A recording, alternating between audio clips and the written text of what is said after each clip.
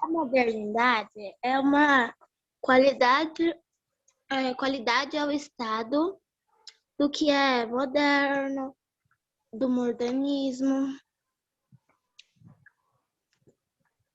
Certinho, Lorena. E dentro do contexto que a gente estudou, a modernidade foi um período da história em que novas coisas estavam acontecendo. Várias transformações ocorreram na sociedade. Foi o que a gente estudou. Por exemplo, o feudalismo acabou, as cidades voltaram a crescer. E uma das coisas assim mais importantes que aconteceram entrando nesse período da modernidade foram as grandes navegações, né? Quais foram os dois países principais do início das grandes navegações? Brasil. Não. América? Eles são Pode repetir? europeus, gente. A gente acabou de estudar sobre as grandes navegações no primeiro bimestre. Os portugueses? Os portugueses, muito bem. Está faltando outro. A Espanha? Justamente, a Espanha, obrigado. Então, Portugal e a Espanha foram os países pioneiros no processo de grandes navegações, como a gente viu, né? E isso, então, entra dentro desse contexto de grandes transformações que estão acontecendo na Europa naquele período.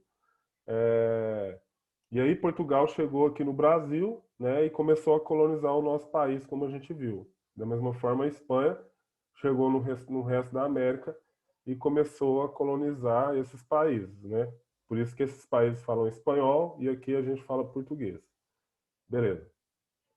Então, eu vou entrar nesse assunto com vocês, eu vou colocar um slide aqui e depois eu vou mandar esse slide lá no grupo.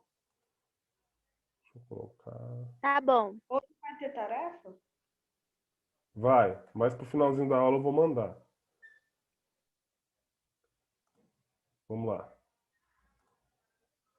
Todo mundo vê? Sim.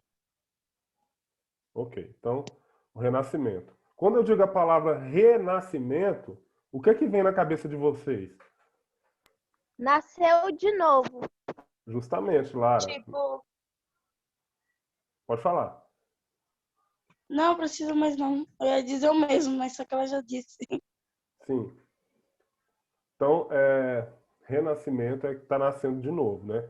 Nesse caso específico, como a gente vai falar de cultura e vai falar de artes, é o renascimento da antiguidade clássica. É o que era produzido de cultura e o que era produzido de arte no período da Grécia Antiga, no período da Roma Antiga, um período bem anterior à Idade Moderna, que era lá no período da Antiguidade. Né? Lembrando da linha do tempo, você tem pré-história, Antiguidade, Idade Média, Idade Moderna e Idade Contemporânea. Nesse momento da história, no 7º ano, agora, nós estamos estudando a Idade Moderna. A Antiguidade Clássica, ela foi, na linha do tempo, lá no período da Antiguidade, que é antes da Idade Média, que é antes da Idade Moderna que a gente está estudando. Só para lembrar bem disso. Então eles vão voltar a praticar coisas que eram praticadas... Esse cara pelado aqui na frente da tela é o Leonardo da Vinci? Cara pelado? Aqui? Esse mesmo. Não. O Leonardo da Vinci é esse aqui de baixo. Esse desenho aqui é o Homem Vitruviano, que foi pintado também pelo Leonardo da Vinci. Ele exemplificava, ele foi pintado para exemplificar, segundo o Leonardo da Vinci, a perfeição do corpo humano. Porque ele tem um monte de medidas aí que são perfeitas, segundo a ótica dele. Se você pegar o braço dele, de um lado para o outro, ele vai dar o mesmo tamanho. Tá vendo que ele forma ângulos? Se você observar, ele está dentro de um retângulo, tem um círculo ao redor também. Tem uma série de explicações sobre esse quadro. A gente não vai falar sobre ele porque o objetivo hoje não é esse. mas ele é o homem vitruviano que foi pintado pelo Leonardo da Vinci. Então vamos lá. Vou continuar aqui no slide. Então, ó, o Renascimento. Ele foi um movimento científico-cultural que nasceu na Itália no século XIV e se estendeu com variações por outras regiões da Europa até o final do século XVI. Vale destacar que nesse período ocorreu a passagem da Idade Média para a Idade Moderna, como eu acabei de falar para vocês. Então esse renascimento ele surge ali na Itália e tem um porquê. Vamos ver aqui no slide o porquê. Esse movimento ficou conhecido como Renascimento porque seus protagonistas pretendiam partir dos ideais da cultura greco-romana para fundar um novo mundo, como eu falei para vocês. Então eles vão fazer renascer uma série de práticas culturais da antiga Roma e da antiga Grécia. Os homens nesse novo modelo não negavam a existência de Deus, mas colocavam em primeiro plano os interesses terrenos. Daí surgiu o humanismo, e aí vem a figura do homem vitruviano aqui. O que foi o humanismo? Ele foi um movimento intelectual do Renascimento, movimento surgido na Europa, mais precisamente na Itália, que colocava o ser humano no centro, como centro de todas as coisas existentes do universo. Então, na Idade Média, o homem não era o centro. Quem era o centro era Deus. E isso se chama teocentrismo. O homem é Deus no centro das coisas. Não se esqueça disso. Teocentrismo significa Deus no centro das coisas. Teo vem de teos. Isso em latim. Theos é Deus em latim. Então, teocentrismo é Deus no centro das coisas. O Renascimento trouxe esse movimento aqui chamado humanismo, que coloca o homem no centro das coisas. Então, as pessoas, os cientistas, o pessoal da literatura, o pessoal da arte, vai começar a fazer coisas baseado no homem. Então, o homem vai ser o centro e não mais Deus. Mas isso não significa que eles deixavam de acreditar em Deus, como a gente vê aqui em cima, no parágrafo que eu li primeiro aqui. Eles não negavam a existência de Deus, mas eles colocavam agora as coisas da Terra em primeiro plano, segundo o humanismo. Quais são as características do Renascimento? Então, primeiro, o antropocentrismo, que é isso que eu acabei de falar. O ser humano passa a ser visto como o centro do universo. Eles negam o teocentrismo característico do período medieval, que foi o período que a gente acabou de estudar. Tá aqui um esqueminha, para você nunca mais se esquecer disso durante a sua vida escolar, em história. Teocentrismo, Deus se coloca no centro do universo. Antropocentrismo, o ser humano está no centro do universo. Tudo bem até aqui? Sim. Beleza. Qualquer dúvida pode me interromper, ou qualquer coisa que vocês queiram falar, sem problema nenhum, pode interromper, tá bom? Vamos seguir então. Outra característica do Renascimento, o individualismo, valorização da capacidade de criação e o espírito de competição. Foi valorizado mais, eles passaram a valorizar um pouco mais a ação individual do ser humano. Não só o coletivo, mas agora também o individual. E passaram a valorizar mais a capacidade do ser humano de criar as coisas. Um grande exemplo disso é o próprio Leonardo da Vinci, que é um dos caras mais conhecidos do período do Renascimento. O Leonardo da Vinci... Nós vai ter que copiar isso aí hoje? Não, é outra coisa. Daqui a pouco eu vou mandar para vocês. E não é copiar, vocês vão copiar apenas as perguntas e as respostas da atividadezinha. Mas lá tem um texto para ajudar vocês a responder, tá? Beleza. Então, como eu estava falando, um grande exemplo disso é o Leonardo da Vinci. O Leonardo da Vinci, ele era um cara que tinha múltiplas profissões. Ele era pintor, ele era inventor, ele era cientista, enfim, ele sabia um monte de coisas, né? Ele criou diversas coisas. O primeiro tanque de guerra, por exemplo, foi o Leonardo da Vinci que criou. O Leonardo da Vinci ele fez uma bicicleta lá no século XV, né? No século XVI, no período lá que ele viveu. O Leonardo da Vinci ele ousou tentar voar, quis criar um avião naquela época já. Então, ele é um cara assim que exemplifica bem essa questão do individualismo. Outra característica desse período é o racionalismo, a autonomia da razão. O que é o racionalismo? É valorizar o pensamento humano, valorizar a capacidade de criar que o ser humano tem, a ciência, né? É o ser humano como alguém que experimenta, o experimentalismo, o ser humano que procura explicação para todas as coisas, né? Por exemplo, vocês estão vendo, vocês conseguem ver essa luminária aqui?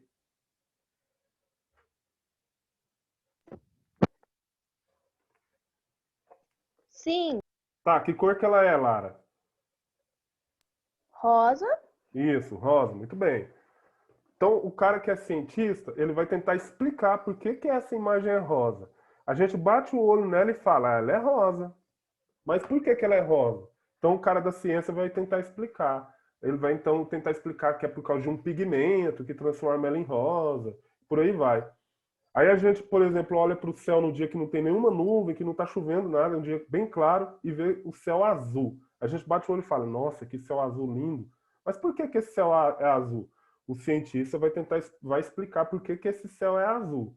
Certo? Então a ciência, ela vai, através do experimentalismo, ela vai dar a explicação para as coisas. Então, esse período do Renascimento, esse racionalismo vai se sobrepor à fé. Eles vão tentar colocar a razão à frente da fé, inclusive. Certo? Seguindo. Outra característica é o naturalismo. Os renascentistas eles se preocupavam em retratar fielmente os homens e animais nas artes. Tal fato levou a um maior conhecimento do corpo humano, no caso a anatomia. E aqui tem um quadro por trás aqui, na verdade não é um quadro, é uma escultura, o Davi de Michelangelo, não vai dar para ver aqui, e na frente tem o nascimento de Vênus, o nascimento de Vênus. É um quadro pintado por Botticelli. E a Vênus aqui é aquela deusa grega. Vamos seguindo. Ou melhor, a Vênus é deusa romana. Outra característica, o heliocentrismo. O Sol visto como centro do universo, contrariando a concepção geocêntrica de Ptolomeu. Na Idade Média, o pessoal achava que a Terra era o centro do universo. Todas as coisas giravam em torno da Terra, né? Então tá aqui a Terra e o Sol, a Lua, Marte, Júpiter, todo mundo girando em torno da Terra. Com o Renascimento, essa ideia muda. Agora o Sol é o centro e os planetas giram em torno dele. Essa é a teoria heliocêntrica. Então isso aqui já mostra uma coisa que foi rompida, porque as pessoas acreditavam, principalmente a igreja defendia que a Terra era o centro. Aí vem a ciência e fala, não, tá errado, o centro é o Sol, e todos giram em torno do Sol. Então, algumas dessas descobertas, por questionar os dogmas da igreja, foram violentamente combatidas pela instituição. Exemplo, o cara que elaborou essa teoria do Sol ser o centro foi o Nicolau Copérnico. Ele foi super perseguido, e aí ele teve que abandonar essa teoria, porque senão ele poderia ser morto por causa disso. Porque ele defendia que o Sol era o centro, quando na verdade a igreja defendia que a Terra era o centro. Um fator importante no período do Renascimento foi esse aqui, a criação da máquina de impressão. Galera, Professor, eu isso posso aí... fazer uma pergunta? Pode, Lara. Por que ele foi perseguido por dizer que o Sol que era o centro? Porque antigamente, nessa época, existia um tribunal na igreja que investigava heresias. O que é a heresia? A heresia é uma doutrina que é considerada falsa pela igreja. Então, quem ensina uma doutrina ou ensina um ensinamento que é falso, segundo a igreja, ele está ensinando uma heresia. E a heresia era punida de diversas formas, desde um castigo físico até mesmo a morte. Por exemplo, a Joana d'Arc, que foi uma mulher muito influente nesse período, ela foi morta na fogueira, porque ela foi considerada bruxa, só porque ela liderou um exército na França. Então, se você pregasse uma doutrina que a igreja considerava falsa, ou difundisse um ensinamento que fosse considerado falso, você poderia ser acusado de herege e correria o risco de até perder a sua vida. Foi o que aconteceu com ele, com Copérnico, que estava ensinando uma coisa que a igreja não defendia na época. Depois a ciência, mais para frente, provou que ele estava certo. Te ajudei? Tudo, obrigada. Tá bom. Gente, essa imagem aqui, ela é a imagem de uma impressora, sabia disso? Não. Pois é, Não. foi a primeira máquina de impressão da história. Hoje em dia, alguns têm, outros não, né? A impressora em casa. Tem impressora aí que imprime de maneira bem rápida milhares e milhares de páginas, né? Dependendo da tecnologia da impressora. Aqui, a máquina impressora, a primeira máquina impressora, ela demorava horrores para imprimir um papel. Mas ela foi a primeira e ela foi um grande avanço. E ela surgiu nesse período aí do Renascimento. Esse cara aí da imagem é o João Gutenberg. Ele criou a impressora. E como que a impressora funcionava? A máquina de impressão, a imprensa, melhor. Ele pegava uma folha de papel, colocava aqui nessa prancha, com uma forma onde estavam as letras de uma página de um livro, por exemplo, que ele queria imprimir. Ele colocava a folha em cima, chegava essa peça aqui para frente e apertava aqui nessa manivela aqui que a gente está vendo, apertava a rosca até essa folha ser pressionada contra a forma que eu falei, onde estavam as letras da página do livro que ele estava querendo imprimir. E deixava por ali, até que secasse. Depois tirava e ia fazer a próxima impressão. Olha que doideira. Demorava ou não para imprimir um livro nessa época? Demorava, deve ser um tempão. Demorava muito. Demorava bastante. Mas, gente, apesar disso, a máquina de impressão do João Gutenberg, ela foi um grande avanço, porque a partir daquele momento, os livros começaram a circular em maior quantidade na Europa. Porque até então, não existia impressão e esses livros eles eram reproduzidos através da escrita, através dos copistas. Os copistas pegavam um livro e ia escrevê-lo, fazer uma cópia através daquelas penas, aqueles tinteiros que tinha na época, porque não existia caneta também. Quando foi criada a imprensa, aí esse processo ele acelerou, que agora você vai ter mais livros. E um dos primeiros livros que foi impresso em grande quantidade foi a Bíblia. A Bíblia, inclusive tem a Bíblia de João Gutenberg, que é desse período aí. Bom, como a gente falou, acho que eu pulei um slide aqui. Agora eu vou para o 13. Isso. Foi nesse período que aconteceram as grandes navegações, né? Como a gente viu na última aula. E essas grandes navegações, então, elas se inserem nesse período de modernidade, de grandes mudanças. Que Portugal e Espanha saíram da Europa e vieram para um novo mundo. Foi um encontro do novo mundo com o velho mundo, como a gente viu também em outras aulas aí para trás.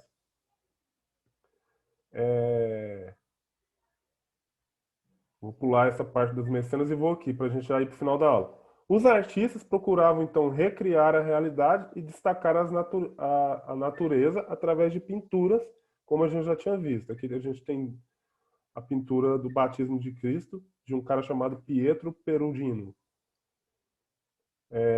Para isso, desenvolveram estudos para reproduzir a expressividade dos humanos. Aqui a gente tem a Pietà de Michelangelo, e atrás a gente tem a Virgem e o Menino com São João Batista, de um cara chamado Botticelli. Oi. desenvolveram a técnica da perspectiva para possibilitar a sensação de profundidade e volume, assim o realismo. A gente tem aqui o quadro A Escola de Atenas, do Rafael. Aqui a gente tem a técnica da perspectiva, que dá a ideia de altura, largura e profundidade. É uma pintura em 3D, certo? Se a gente for olhar as da Idade Média, elas eram pinturas em 2D apenas. Você só tinha a ideia de altura e largura. O Renascimento trouxe com muita força essa ideia de profundidade. Se você olhar aqui, você consegue imaginar que tem um fundo nesse quadro. Parece que você está caminhando por ele, né? Essa é a técnica da perspectiva que a sua professora de artes trabalha com você. Tinha mais coisas aqui para a gente falar, mas eu acho que eu vou parar por aqui. Deixa eu só ver aqui se eu acho os principais pintores ou escritores do Renascimento. Aqui a gente tem Sandro Botticelli, as pinturas dele. Donatello, que também foi italiano, porque o Renascimento surgiu na Itália. E o Donatello, ele era escultor, como a gente pode ver. O Filippo Brunelleschi, também é italiano, que era arquiteto. Tá aí a obra da arquitetura dele.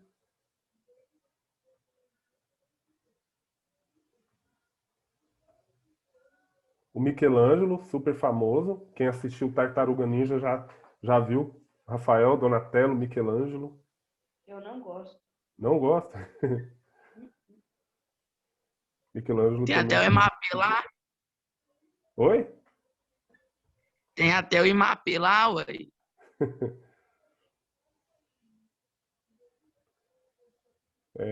O Rafael, né? O Rafael Sanzio. As pinturas dele.